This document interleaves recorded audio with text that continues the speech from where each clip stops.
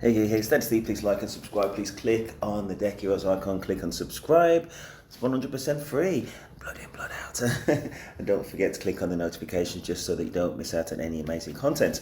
Okay, so this one is an ethical chocolate producer called Tonys Chocolate. I literally just watched this video one time, like 5 minutes ago. I've had some pause for reflection. They talk about inequality, child labour with the cocoa producers, and there's some kind of inequalities as well. When I watch it this time with y'all, I want us all just to kind of see if they actually solve any of those problems. You know what I mean? So do they kind of take a more active role in ownership of cocoa plantations to directly influence, you know, who is employed, or do they have special contracts with, you know, their cocoa suppliers with like stipulations about things? You know what I mean? Are they taking an active role? I think they also may have made reference about how much they get paid. I'm not sure about that. And if they don't, again, is there any kind of assurance or guarantee that this ethical chocolate producer, and I sincerely hope that it is, does anything to, you know, to counteract that imbalance? Just for an example, right? So it's going to be in UK money because I'm in London, right? The chocolate. I'm a chocolater. I'm a bar of chocolate. Right. So another brand, a well-known brand, Galaxy, basically, £1.35 for a bar of chocolate. This one here to the left, Tonys, £3.50. Now my maths is awful, but that's nearly 3 times the price. Right. So again, listen, if we're doing something ethical with that money, and that's what we're going to be learning about, and hopefully I'm going to pay a bit more attention this time. If we're doing a bit more with that money, 100%. I mean, I can't afford it. You know, I don't like chocolate that much. In fact, this is going to save my teeth. You know what I mean? So I thank you for that in advance. But anyway, let's watch the video. Tonys tastes a lot more like quote-unquote real chocolate. I could eat more of this than, you know, Hershey's. So if we look at dollar sales, consumers love chocolate. We spent $19 billion, which was up about 6% in 2023 over 2022. I would pay double price for Tonys, for sure. It's also more ethical, right? The company started by accident. The impact came first. With its bold and colorful packaging, this Dutch brand is trying to achieve a huge mission: to make chocolate 100% slave-free. Today, 60% of the world's cocoa production comes from Ghana and Ivory Coast, where over 1.5 million children work on cocoa farms. As Tonys, we're not interested in about just doing it the right way for ourselves. We're interested in changing the whole industry. Tonys Chocolonely brought in $162 million in revenue in fiscal... Again, do you notice? So I watched this literally one time, and I thought, yeah, okay, yeah, it's ethical. Okay, yeah, twice the price, well, 3 times the price. Yeah. And there's that thing about child labour. I don't know, but what are you doing about it? Maybe we'll find out. How long does it go? 8 more minutes to go. Let's go. Year 2023. So how did a relatively new company from Europe make a place for itself in America's crowded candy aisles?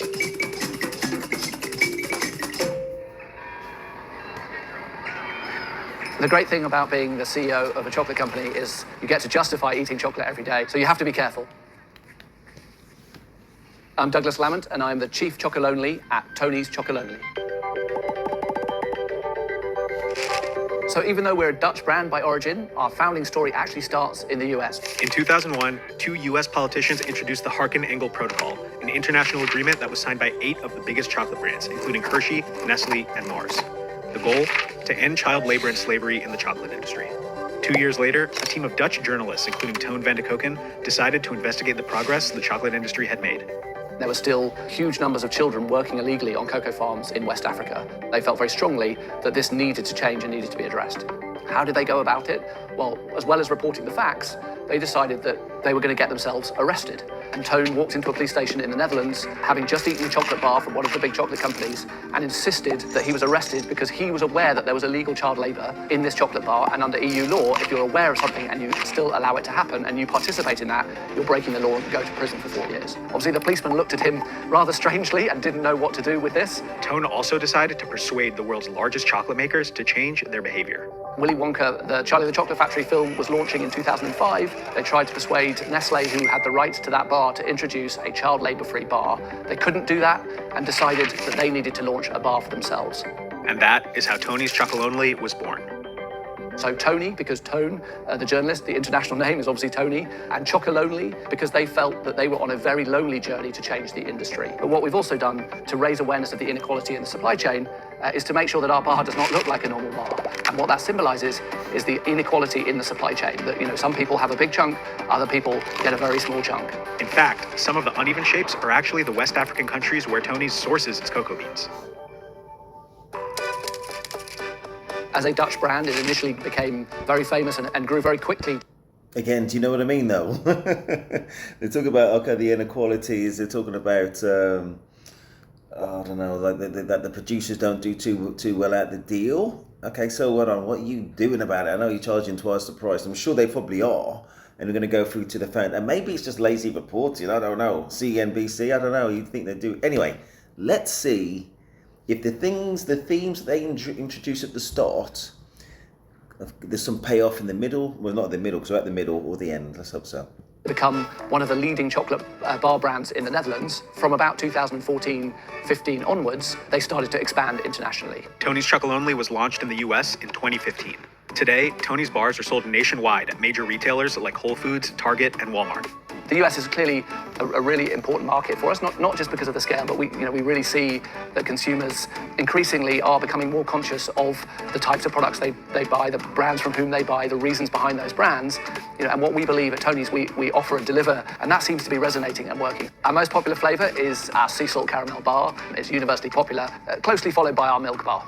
Tony's Chocolonely is making a name for itself in a very crowded field. The top 5 manufacturers control almost 90% of sales. So if we look at all the other small players that are out there, what we see is that 150 manufacturers actually account or have sales greater than $1 million in the US. Tony's revenue grew 23% in fiscal year 2023 to $162 million. It also received around $22 million in funding. While the company's been growing at a steady pace, it's not making a profit yet. We're not profitable. We're at a break-even position broadly as a company. We're making that choice to invest in growth. In the US market, we've just launched manufacturing capability and capacity in Chicago. That takes upfront investment. What we know is essential is that we demonstrate that we can be a scaled, profitable business. Proving that we're not just a chocolate distribution charity, but a profitable, successful business is part of our impact. Besides its main chocolate business, Tony's Chocolonely also has a second business called Open Chain.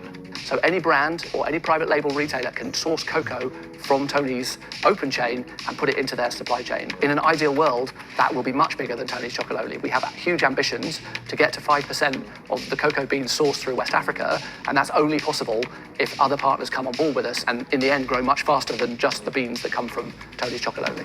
Tony's recently partnered with fellow... Okay, so what I'm hearing is, okay, so they're trying to, I don't want to say control supply, but they're trying to be the main funnel for supply, the main what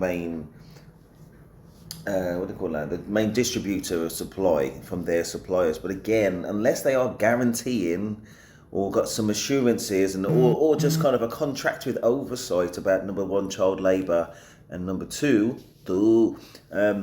that they are paying their farmers fair wages, then I'm sure it is ethical. Maybe it's just this, or maybe it's to come in the last kind of 3 minutes. It's not there yet. Anyway, let's see. Socially conscious brand Ben & Jerry's. They've made a commitment to source all of their cocoa beans for their ice cream pieces through Tony's Open Chain. And so for a big brand like Ben & Jerry's with a high commitment to ethical sourcing, to come on board with Tony's Open Chain, to look at what we did, to compare it to what they were, the good work they were already doing on the ground and decide that our approach was the right way forward, was a big credit to the work that our teams have done on the ground.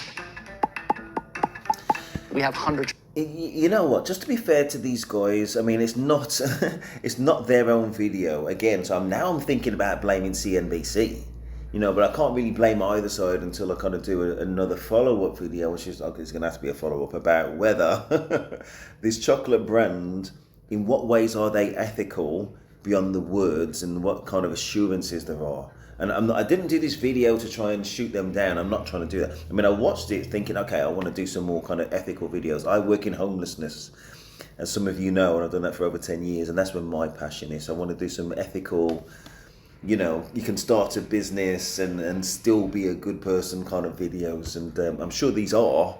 but it's not been established yet.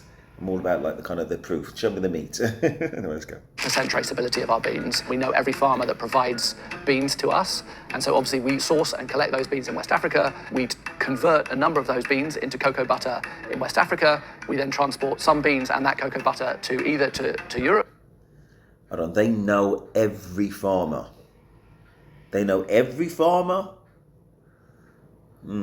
So then, okay, yeah, fair enough. So they get to responsible farmers, but again, then what's the oversight? And I can't cover everything in the video, but I will. I have to remind myself, do a follow-up video about what proof they've got of anything, and I just hope it is anyway. But where their mind is at is definitely very encouraging. And it's going to be more than the others anyway. But then again, the others are like a third of the price. So yeah, listen, they got that extra cash in order to be more ethical, and as long as they are. And they got good quality product, then that all is good. Anyway, let's go. Or to the US, where that's turned into liquid chocolate, combined with all the interesting, great flavors that we have, into bars. Tonys Chocolonely is trying to stop child labor by addressing the root issue, paying its farmers a living wage. What happens is those farmers are not able to have labor to support them, and in the end, their children end up working illegally on cocoa farms. That's the kind of thing that I'm talking about. So it's a living wage. Now, that can mean a lot of things. And there are kind of things beyond the obvious. So what I'm thinking is, if they're charging 3 times the price, which they are, as I said, one bar of chocolate is £1.35 in the UK, their bar of chocolate £3.50. Is that living wage something like a fair wage? Like a fair wage, or is it something like they've just calculated what a fair income to keep a kind of balance in the society where these farmers live? You know what I mean? So they're not trying to make them billionaire Bill Gates in the community and destabilize it, I guess, maybe. But even with those two kind of thoughts, you know what I mean, about, yeah, we're paying them this fair wage, and this other, on the other hand, pay them their the wage justified by the price that you're selling at retail. You know what I mean? There's two, potentially and probably two different things there. Instead of that, then, can they just kind of give a bit more in terms of investment towards quality? And listen, I know they can't cover everything in a video, but this is some of the deeper dive things that I think I'm going to have to do. If there's interest, show me in the comments, and if there's enough kind of views and interest, then I maybe will do it at some point. I say at some point because it's going to take a time to get the views. They ain't going to just do it for the sake of doing it. Anyway, let's go. 2021, Tonys was removed from the slave-free chocolate list because of its relationship with manufacturer Barry Callebaut, which it used to process beans into liquid chocolate. The company said in its defense that its cocoa beans are fully segregated in Barry Callebaut's process, and that the partnership with the manufacturer allows it to scale up its production on a global level.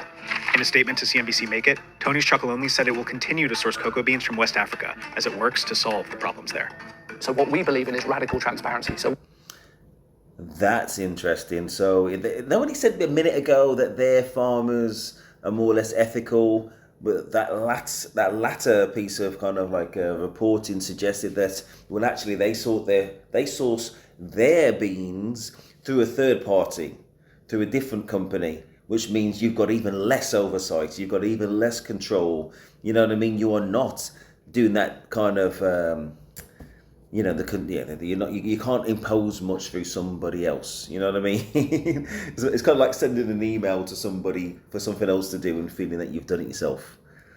Not so. Anyway, let's go back because I don't want to misquote these guys, and it's not that long. Within transport beans. Okay, one last 10 seconds. Let's go. Farmer that provides beans to us, and so obviously we source and collect those beans in West Africa. We convert a number of those beans into cocoa butter in West Africa. We then transport some beans and that cocoa butter to either to Europe or to the US, where that's turned into liquid chocolate, combined with all the interesting, great flavors that we have, into bars.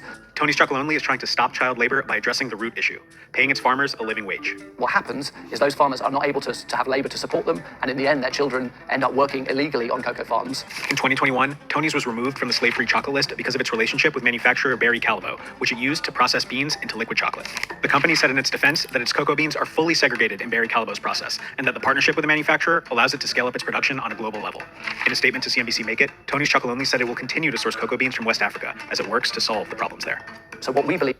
Okay, now I understand it. So it seems that they historically have sourced it through a third party, but is it exclusively now? Do they exclusively source their own cocoa beans and, say, pay that fair wage to everybody? And again, is there oversight somehow that they're not secretly just kind of undercutting the fair wage and getting these kids in again? I mean, you've got to bear in mind, some of these kids are supporting their families. You know? Anyway, no asides. Anyway, we'll have to do a deeper dive to kind of answer the questions I've got in my mind. But anyway, let's hope everything is legit. Is radical transparency. So we report on every single case of child labour that we find in order to address it. And it's only by being transparent about the problem and then actively addressing it that you deal with the systemic issues. In fiscal year 2023. To be fair, I don't want to be out. Listen, now I feel like I'm being unfair. Listen, they're bothered enough, and they're trying to be transparent. I say the information I'm going to get is from their website, to be fair. So there's only so far a deep dive I can do. But what I'm really looking for, what I would be looking for, is beyond their words, where's the substance? But they did say that they kind of try and flag up child labour cases as and when they can. They said they're based in the Netherlands. The man sounds very British to me, so basically he's going to be based in Europe and not over there. So in terms of oversight, it's going to be sporadic at best anyway. You know what I mean? And yeah, maybe they're doing what they can, long story short. Let's go. The company reported that it had found around 1,000 incidents of child labor in its supply chain. And if it reported all those that, listen, it's good. Listen, all is forgiven. All is forgiven. Let's go forwards.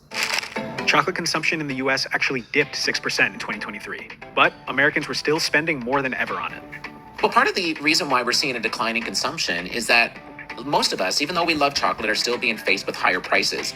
In 2023, chocolate prices actually increased 12%, which is a significant increase. So faced with those higher prices, consumers once again are deciding, do I need this or do I want this? Besides the chocolate bars, Tonys Chocolonely has been introducing new products to the market, like bite-sized chocolates and seasonal products. We've obviously got lots of seasonal products, including our advent calendars. Behind one of the doors, we don't have a chocolate. Another great way to tell the story about the inequality in the supply chain. So when you don't get a chocolate in your advent calendar, you want to understand why. So where are the original founders today? They're still shareholders and they still regularly pop in and see us and see the progress that we're making as a brand. We're really excited about where the brand is going and where Tonys Open Chain is going, because we really feel that industry change is now possible. We're proving that we can do this at scale, and also with legislation being tightened up around deforestation and traceability, we feel like all the right things are coming into place to drive wider industry change. We're not going to rest until we deliver on our mission to end exploitation in the cocoa industry. Very good, very good. Listen, I want to take away any kind of suggestion of negativity towards this brand. I think in some way, when somebody suggests something which puts it kind of front of mind, which is what they were brave enough to do, and when it's front of mind, you associate that thing which is front of mind with the person that said it.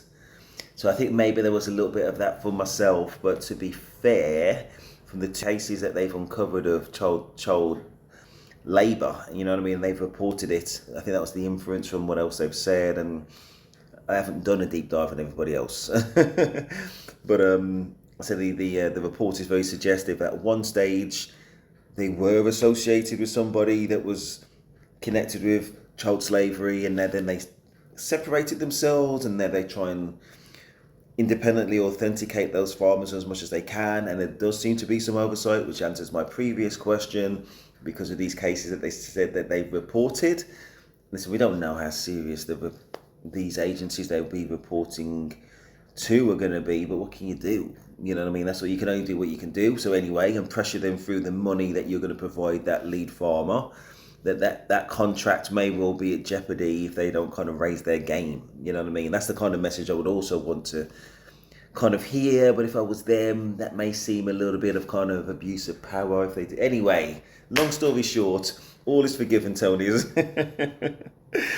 I'm very proud to have you on the channel. I want to try and get a few more ethical brands that survive the scrutiny that I've given it, if I want to put a positive slant on it, and I kind of definitely do. I would say I most definitely can't afford. I would never spend that kind of money on chocolate. It would have to be I'd need something else with that chocolate.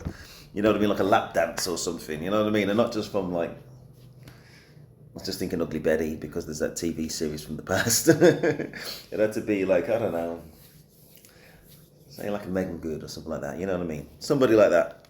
That maybe I may spend on your £3.50 chocolate. I'd have a hard bargain, don't I? All is good, all is good. Please like, subscribe. Enjoy your day. Turn on notifications. Steady Steve, and I'm out.